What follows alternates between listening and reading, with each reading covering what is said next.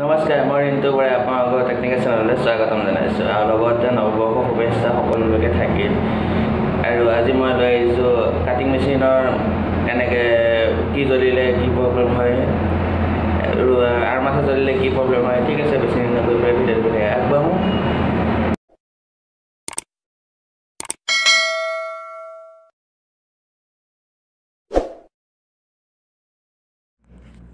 এটা আৰ্মাছা এইখিনি জেগাত জ্বলি গৈছে।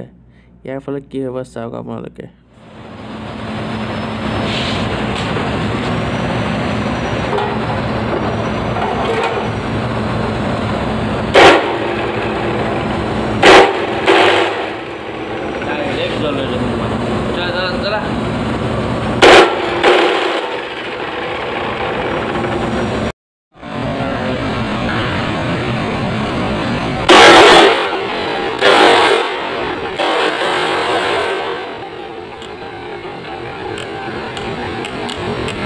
আশা ৰাখিলোঁ মোৰ ভিডিঅ'টো চাই ভাল পালে।